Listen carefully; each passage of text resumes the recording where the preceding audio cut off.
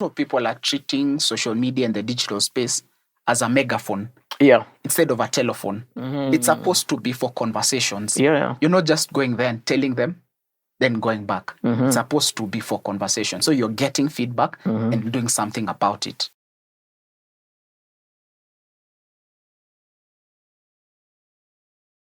Welcome to another Converge Sessions podcast. Today we are going to be talking with my good friend Newton.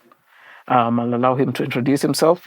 We're going to be tackling some topics that we think are really important for SMEs and small businesses on how they can use digital to scale. So Newton, welcome. Thanks a lot for having me here. You're very welcome. Newton is my name, Gishuru. I come from a company, Hash Solutions, where we help Kenyan businesses grow and scale their businesses through automation, web design, brand visibility, and lead generation.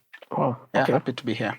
Very happy to have you here. Sorry I didn't introduce myself. As always, I'm Sed, co-founder at Verge, also just general noisemaker in the content that we post here. And also, again, super honored to be your host today. So I have some questions because you mentioned a few things that you do, that your company does. Yeah. I think a lot of small businesses struggle with the role that digital can play in transforming their business, not in function. I think when they think digital, they usually think digital transformation. Yeah. But I want to focus on what you've talked about, which is digital as a tool to scale and a tool to grow. Do you have any case studies? Because I think it always helps to see the proof, then work backwards. Do you have any case studies of any businesses where you've helped them apply some digital tools, tactics, strategies, and that they implemented and were able to achieve success, like demonstrable success from it? Yeah. So I have two case studies. Okay. One is a Gen X and one is a millennial. Okay. The Gen X is a caterer. She's based in Nairobi CBD. So she came to us and she wanted us, I go digital. She has no idea what digital is. And she wanted to go digital because I'm not getting my customers. My customers are online. That was what she was told. So we tried telling her websites. We tried telling her Instagram. It was not making sense to her. What we ended up doing, because she told me, I don't understand that. Yeah. What we did for her, she's a caterer in town, and she supplies food for offices around lunchtime.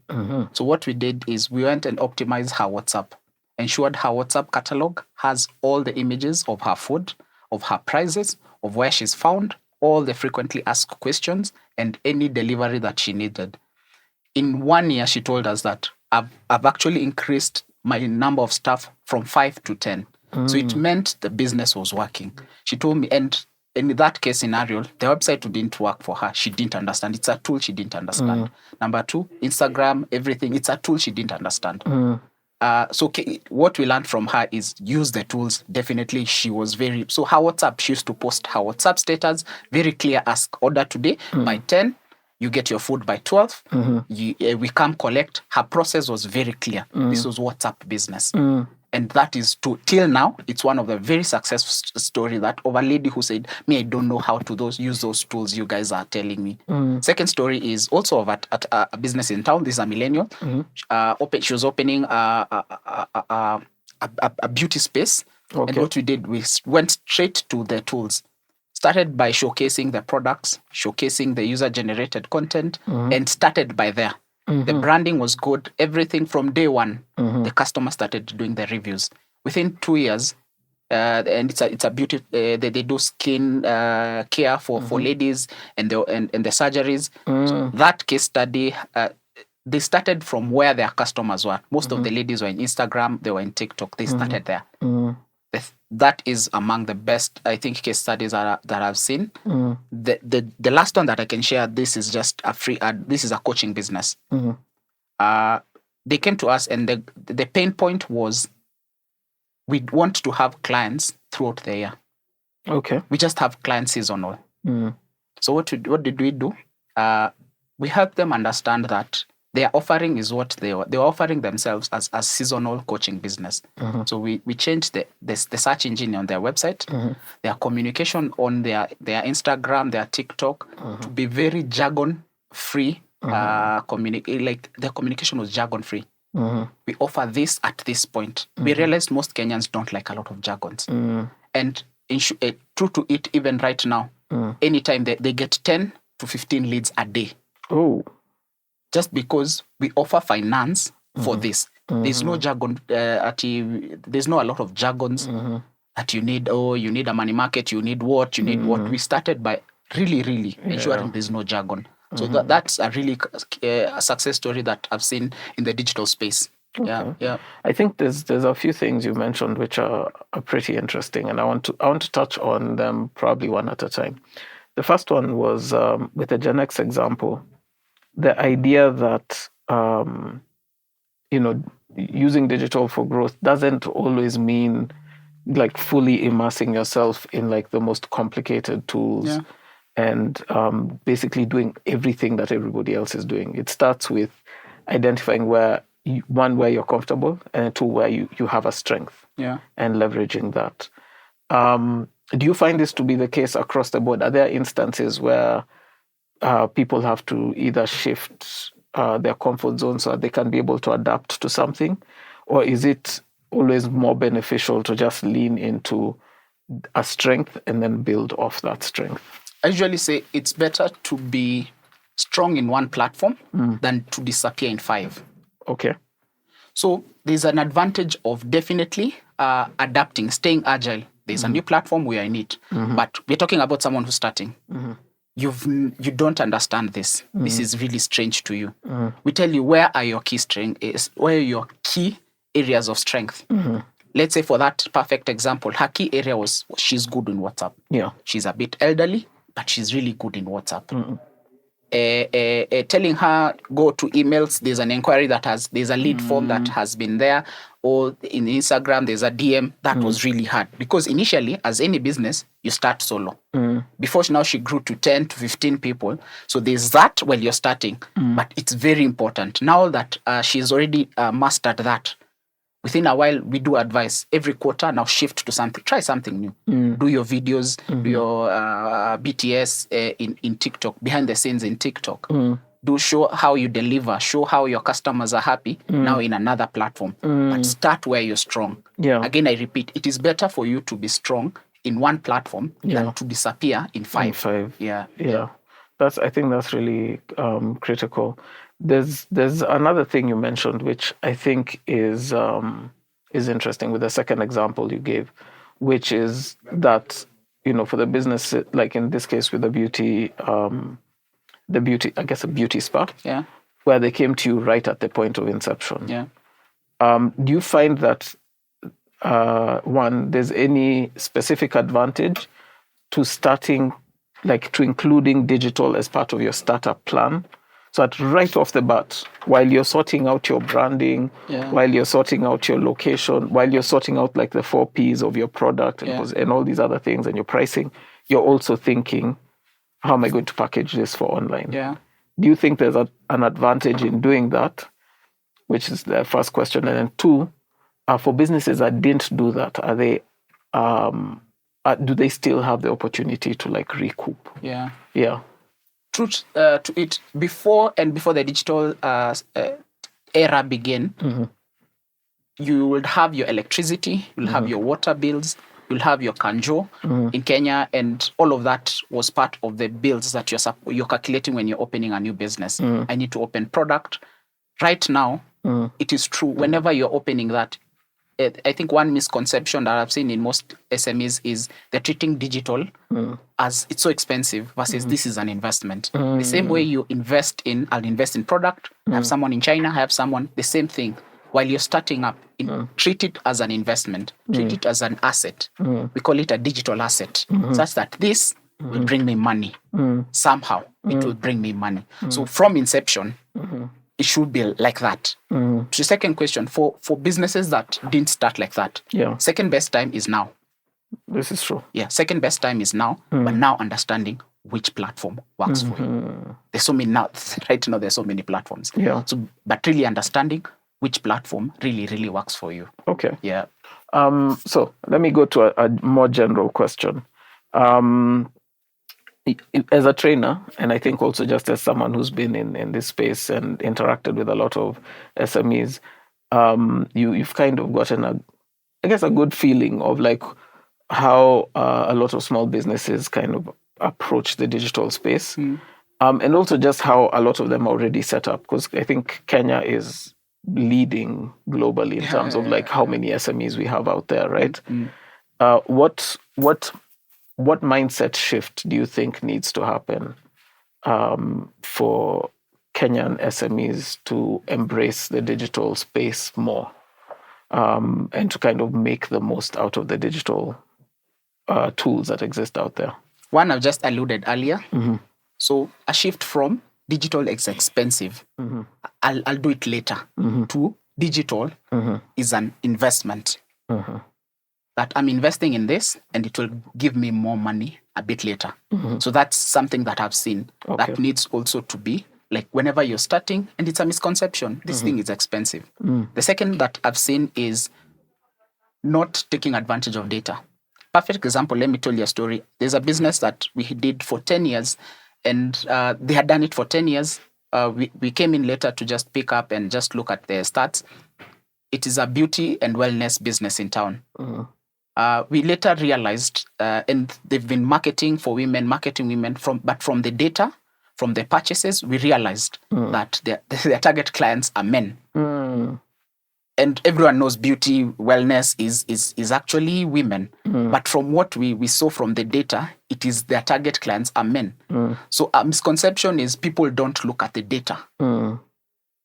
This data is the Facebook insight, the Instagram insights, the Google Analytic insights, the purchase history. So that's something that we've seen a lot. That people. So there was a shift even in the marketing. Now, whether they are buying for their women, whether they are buying for what, but the target client is men.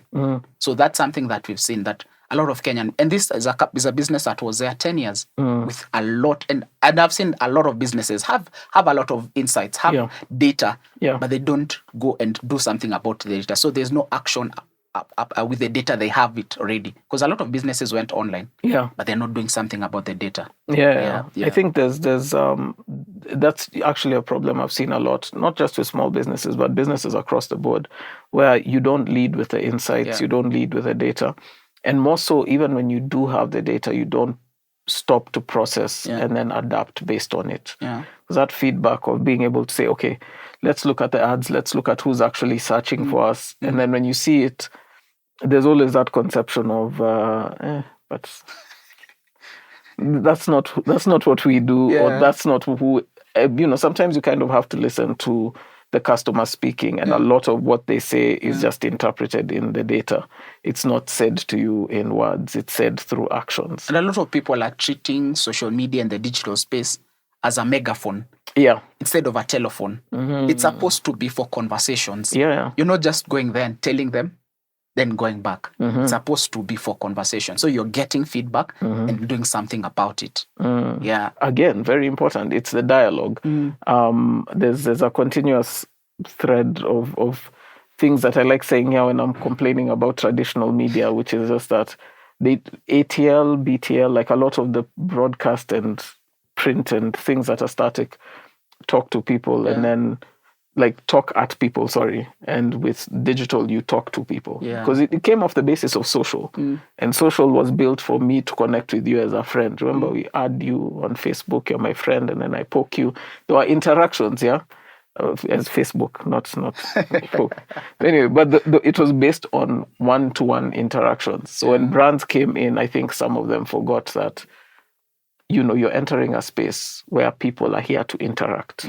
And not interact in the, TV ad way of you show me something and I say, that's cool.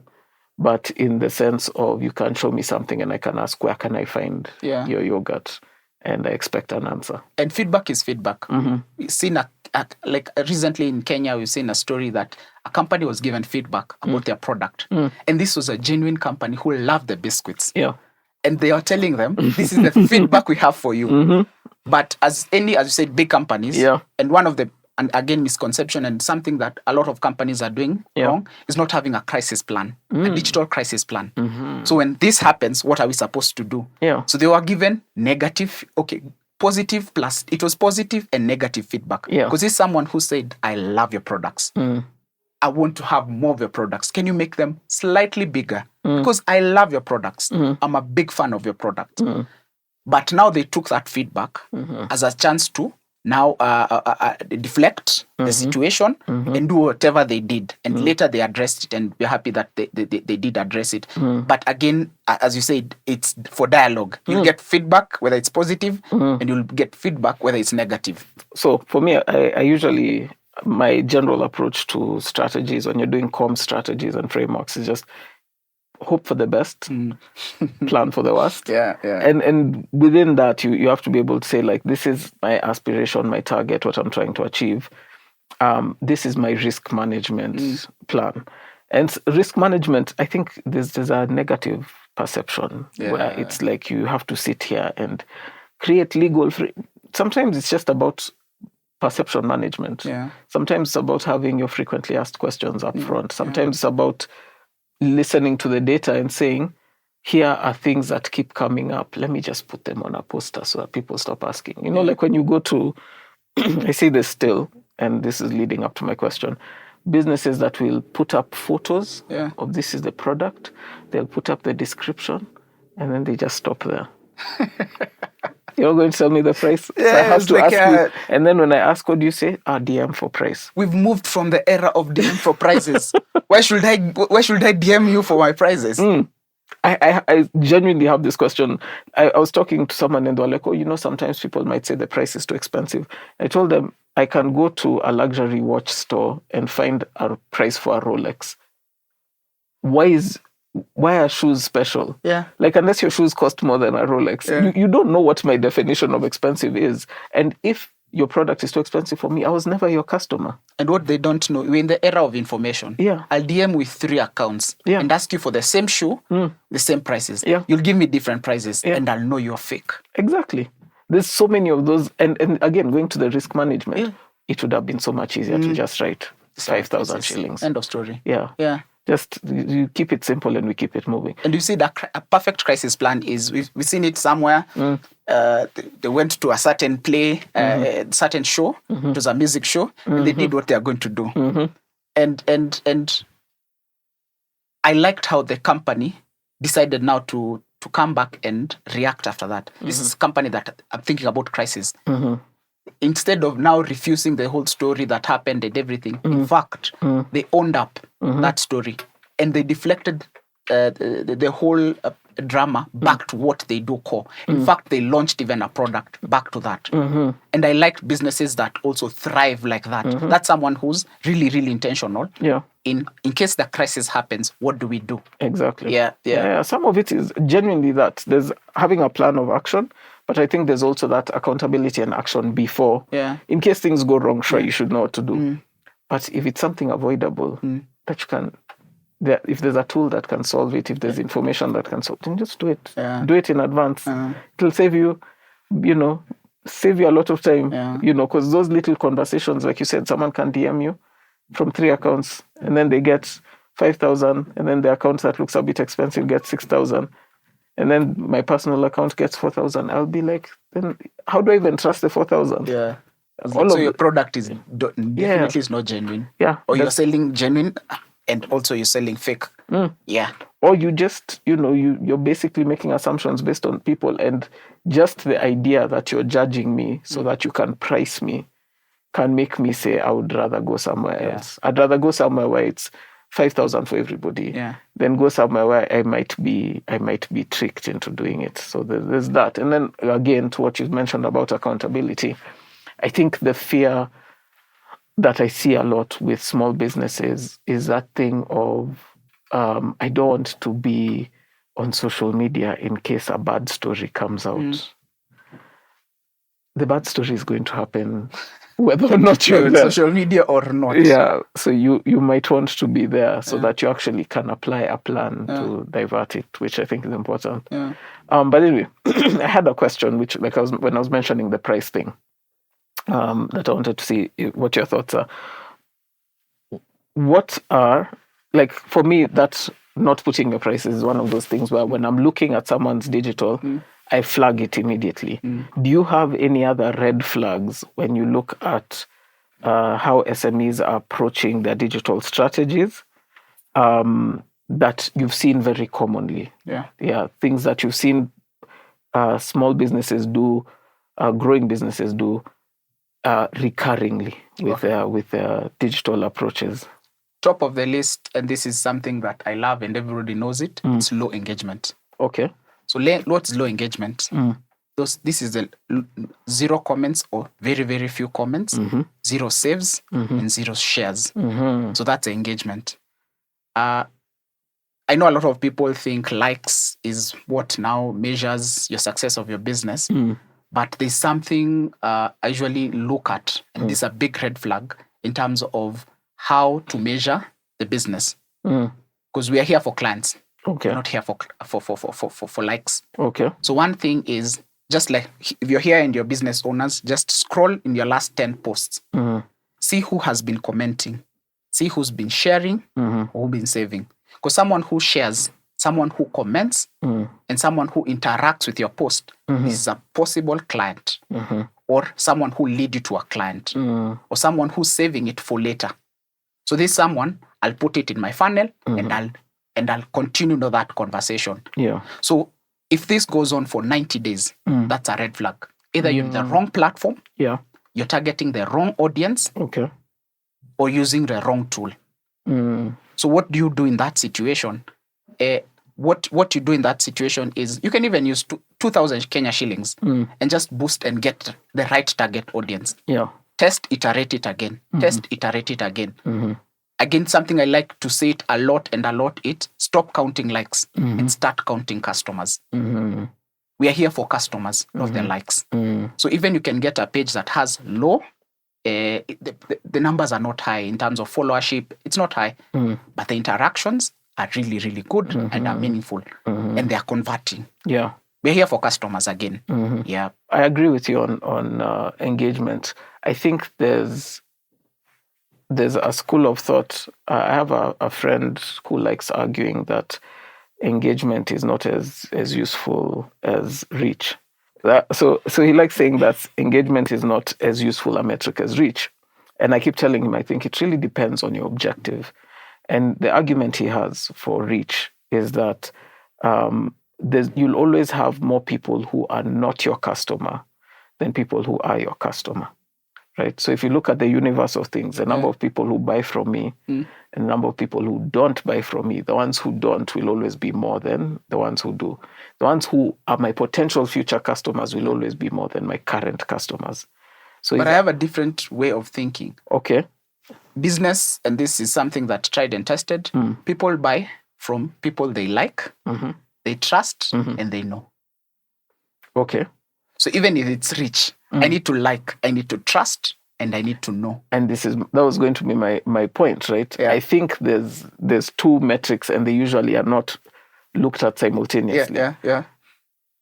100%, the goal should be to get as many people as possible to see your post. Yeah. But then there's this other line of quality.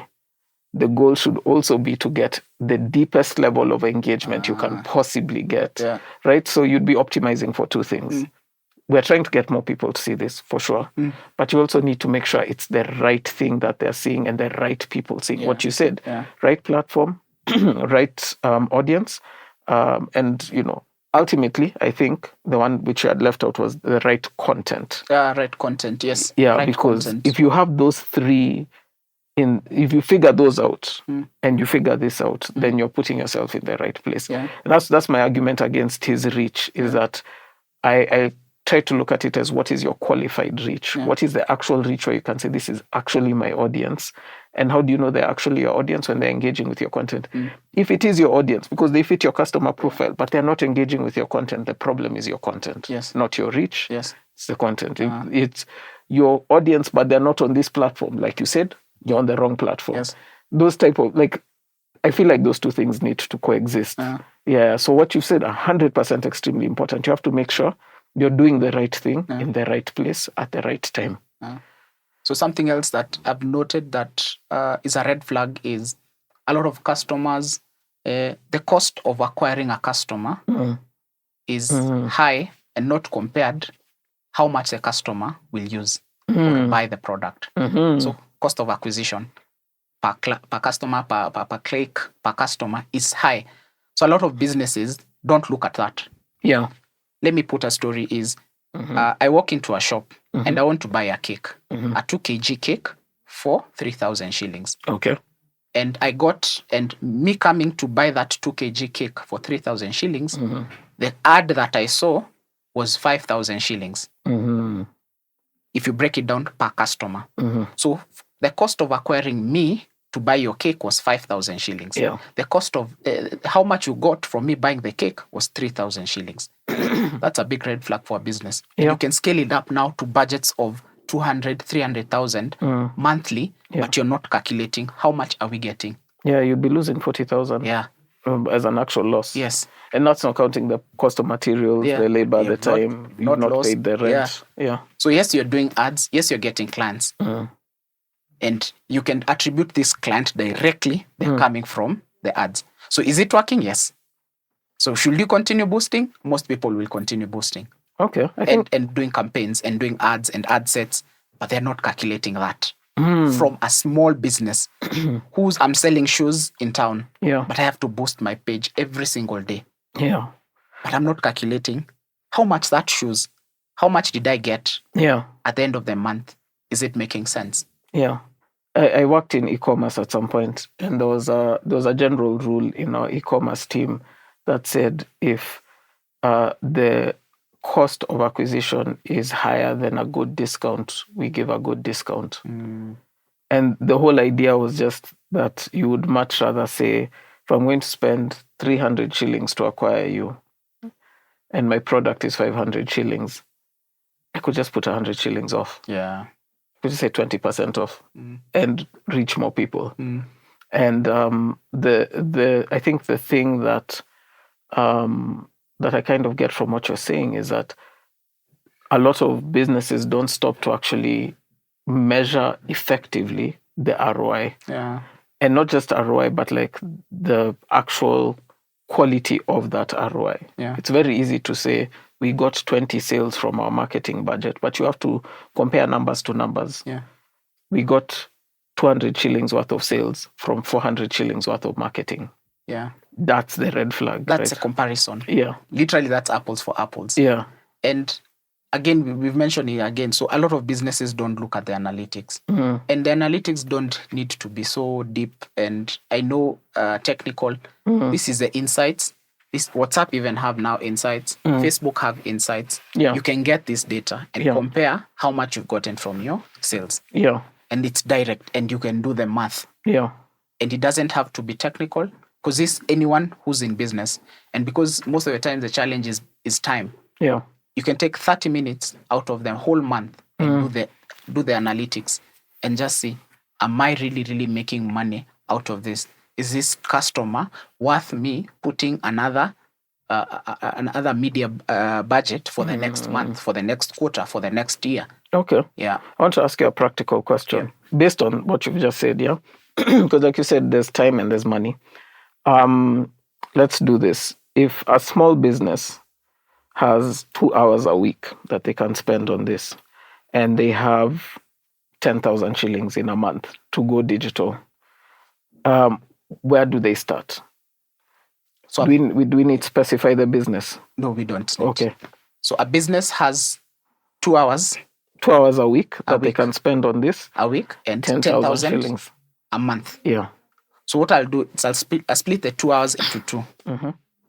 The first hour, I'll go and use it for creation of posts, creation of whatever content it is. Let me just say content. So creation of content. The first hour, use it. If it's a simple business, they don't have anything online presence, go to WhatsApp. WhatsApp business. create a catalog. Put your services, image, price. Services, image, product, price. The frequently asked question, how much is this? Reduce the time of a customer asking where, when, how much. Reduce the time and let it be clear. That 1 hour, you're using that. Use Canva, use the free options that are around for you to create really good images. And in the images, ensure what you're creating is images for or videos, whatever things that you're creating are showing people, whether it's a user-generated content, someone, or maybe you're introducing yourself as a founder, or you're showing people before and after things that are helping it from a customer to now loyalty and advocacy. So anything that is helping in that sales funnel, that is a 1 hour. And I'll split the 5,000 into 2. Okay. That 5,000, use that in creation. There are a lot of WhatsApp.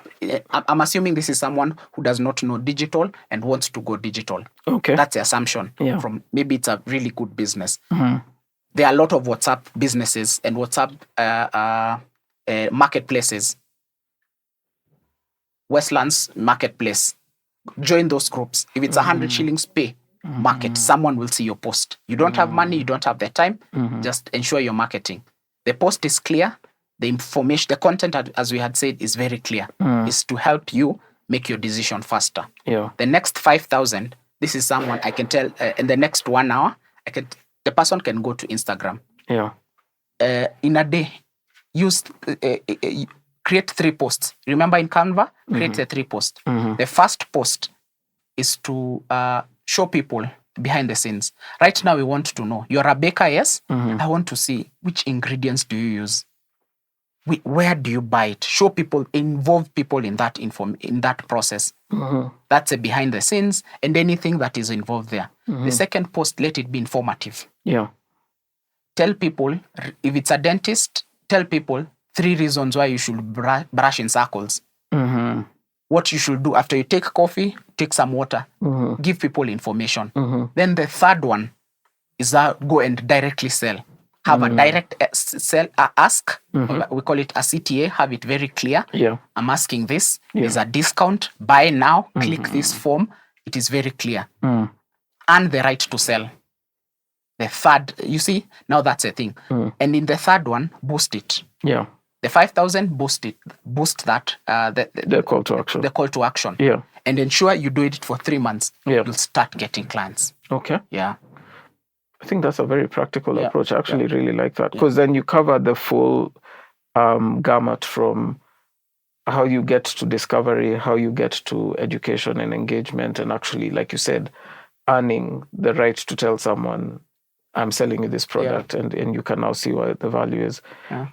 How do you, there's a step there you said, there's a lot of WhatsApp groups that they can get into. How do you discover these groups and these communities? What's your process usually for finding these marketplaces where a small business can go and tap themselves in? Or is it just knowledge that you have because you've been doing this for a long time? No, there's the knowledge of really asking people in your industry, in the same industry.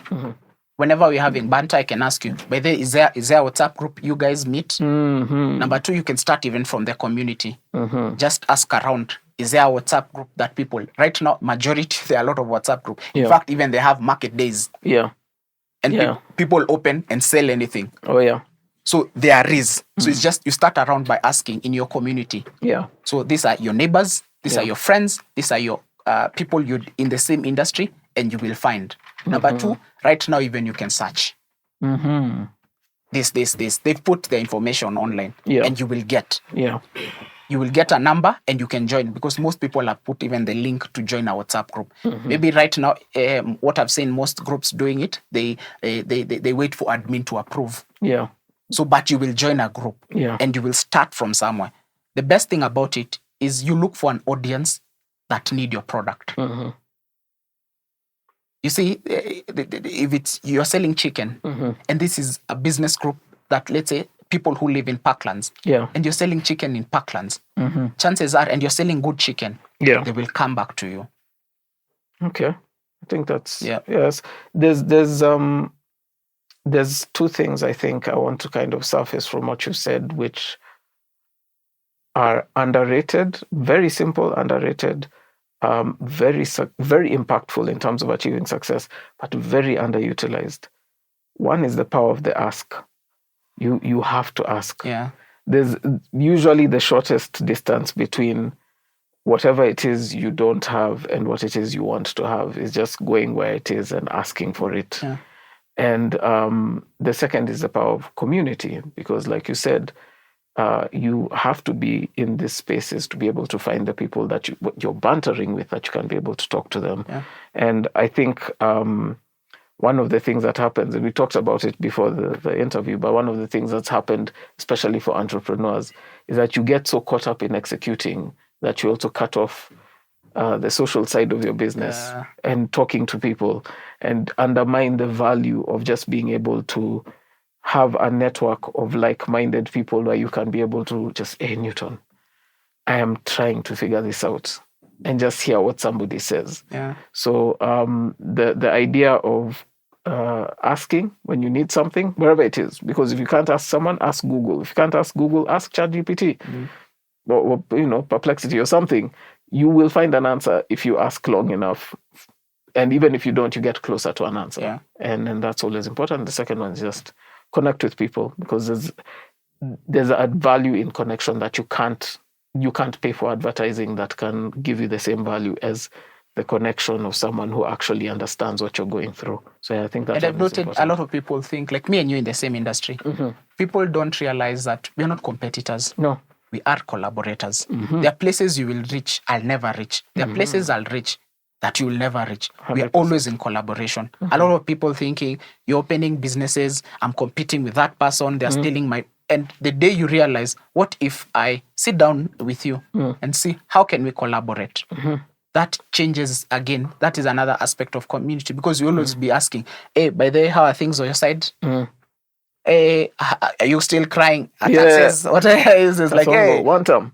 So you're like, what are you doing about it? It's like, this is where we are doing. Now we're getting product from here. And you realize, I like how to say the power of asking. A lot of people don't ask. Yeah. But the funny thing is, if you ask, people are so willing. Kenyans are so willing to help. Yeah. Ask, how can I do this? Yeah. You will get so many answers. And you're like, you get answers, but then you also the opportunities you would never think of that just come from walking in and saying, can I do this for you? I've gotten opportunities for this business where it started with me just talking to someone and saying, I see what you're doing. I want to take a shot at that. Yeah. I want to do that differently for you. It doesn't always convert, but if you don't ask, you'll never find out. And then there are times where an opportunity passes and then someone just says, but you never asked. Yeah, I just assumed you weren't interested. Yeah. And you're so busy. Yeah. You look so busy. Yeah. I'm seeing you online doing all these BTS videos. There's no way you have time to do my work. Yeah. So sometimes it's important to just like put yourself out there and be the person to say, it's my business. I have to be the one to go out there and do it. Okay. So I think I want to wrap up the conversation by kind of looking forward a little bit. Digital as a whole is just evolving really fast. We've talked about a few things. We've talked about AI, loosely. We've also kind of just talked about the trends of different things that are happening. What trends do you see that are coming up in the next 6 to 12 months that SMEs should be looking out for, and how do they prepare for them? One, and I think this conversation we're having everywhere, AI is here. Yep. It's here to stay. It's here for us to leverage it. So a lot of SMEs in Kenya, what they need to look out for is ensuring now you're using it. Yeah. Whether it's to answer inquiries in your website, just cut all the time you're using for repetitive tasks and use it now for other meaningful tasks, creating relationships. Ensuring now you can get time to visit a customer. You can get time now to even respond to a feedback. So what we're seeing the changes in the next 6 to 12 months that are going to change is there are going to be bots in the website that will answer your questions. Yeah. A WhatsApp, I'll WhatsApp you. I'll get a response faster. I'll book, let's say you're a coach, you're a trainer. I'll be able to book my time in your platform and secure it. We just meet the day your work is there. So I see that also happening. So I see a lot of people leveraging the tools of AI Instead of arguing, oh, this thing is too hard, this thing is going to take jobs, but just ensuring, how do I now leverage it to my business? So the repetitive tasks that keep on bogging you down, use it. And I say that the shift is going to happen there. A lot of repetitive tasks. Now people are going now to take advantage, replace that repetitive task for meaningful tasks. Things that were taking more time, as you said, building community, visiting a customer. Imagine now you are answering DMs for 10 hours. And now it can do it for 1 hour. I'll get time to visit a customer. I'll get time to build a relationship. That is what AI can't replace. Building relationships. Another thing that I've seen is there's going to be a rise on video demand content. Right now, as much as a lot of people say static posts and video posts are 50-50, that right now, even when you're doing a campaign, you do 50-50. I see the rise of video content. That's the TikToks, that's the Instagram, that's the Reels. Whether TikTok is going to be shut down or not, but I see a rise of video demand, the YouTube Shorts. And this is in everything, whether you're selling a product, whether you're showcasing a product, whether it's a user-generated content, whether it's founder information, whether it's before and after review. We are seeing a rise of video content. And that is now, what it does for a business is, now you'll need to now invest more in creating now these videos. If it's a product, if you're bringing a tablet, you need to show people you're bringing the tablet. You need to show why they need this tablet, why this tablet is different from the other tablet, where you can buy it, and make it now, because people now are scrolling. So the time people are spending on and it's a good thing, it's a bad thing, but the seconds now, they're getting shorter in terms of how you need to create your content fast, deliver it, and make some sense, but it needs to be in video content. Whenever someone sees a post, I think they scroll fast because they need motion, they need to see something. So video content is going to be on the rise. Something else that is low-key coming up is voice demanded content. Hey Siri, where can I find a good barber in Parklands? So video, and people are now asking questions to Siri, Alexa. There's so many. Even ChatGPT, it will come. And it will pop up, Gemini, it will pop up in your phone and you can ask it. So what happens, so what can a business owner do? Just ensuring now, this is where search engine optimization comes in. Ensuring if I can use this word, you're findable. Whether it's you're optimizing your Google business profile, whether ensuring your business landing page or business websites has the keywords people are asking. Baba in Parklands, ensuring your website, if an engine is crawling and is looking for anything there, there's a website, there's a Baba in Parklands in your website. Either it's in the FAQ, either it's in the services, there's that there. So voice demand is getting more and more. So how do you link it? Ensuring, so my Google profile is optimized. Even in the social, optimize it. Do a post. Baba in Parklands. Someone will be searching that. It will be Baba near me. So whenever I'm searching that, it will optimize and it will see you're giving it. Another thing is giving it the right content. People are asking a lot of questions. So the engines will realize you're giving it quality content. Because with time, there are going to be a lot of AI content. So there's going to be a shift between quality content and just like say right now, Kenyeji is 1,300 shillings. Broiler is 500 shillings. That's where we're heading to AI. Quality content will be more expensive than AI generated content. So ensuring even as the engine is crawling, you're giving it quality content. So the last thing, and I think, is staying agile. Ensuring you're learning. There are a lot of places. This is a podcast. It is definitely free. You will learn. There are a lot of podcasts. Converge also has sessions that you can attend. And you will learn. Whether you're paying, sometimes are free, you will learn. So ensuring, and there are so many sessions like this in Nairobi. As a business owner, you ought to just say 1 hour a month, I'm learning something new. So this will help you whenever there's a shift in the technology, you're not left so much behind. So those are the things I can say. We expect the next 6 to 12 months that we can do, and it will help. I think those are important. I very recently saw a post on LinkedIn where they were talking about, how if you take, I think it's a crab, and just put it in boiling hot water, immediately it starts flinching, but if you just put it in cold water and then turn the fire on and just let it boil slowly, it doesn't notice until it's cooked. And I think the changes that are happening with AI, changes that we're seeing with a lot of these trends that are coming up, if you don't keep up with them, it'll feel like the temperature just gradually shifting until you get to a point where too hot. and you just leave the market. And you can't because it's already too late. So I think what you're saying is important. It's equipping yourself.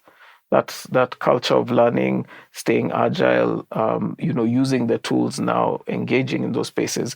The same way you said, treating your digital as an investment. I think treating learning as an investment becomes really critical. And taking the time to actually, spend on the things that will yield, multiple results later. Spend on the training, because what you guys do is also really important with providing that capacity. Spending on spaces like this, because outside of just the training, Converge, the conferences is fantastic for networking. It's the main reason why, at least for me, that's why it's even called Converge, is just to bring people together, right? I think the value you get from just being able to put these few things together and say, I'm building an armory for long term and I'm planning for long term, then use these tools and say whatever is applicable for the next 6 months needs to help me build for the 6 months after that, needs to help me build for the 6 months after that, and think 3-4 years down the line. It becomes really important. So the advice you've given, I think, is extremely valuable. And see why people are highly recommending it. But thank you so much for your time. Do you have any parting shots? So digital growth happens in 2 shifts. We build a system, then the system builds your business. So every small thing, you're building your system that will build your business. So thanks a lot, Sed. I've enjoyed this. Yeah, me too. I've enjoyed this a lot. Now we need to do this again. I hope you're coming for the next Converge. I hope. I hope to see you there. I think we'll have a few mutual friends who'll be there. It'd be fantastic to catch up.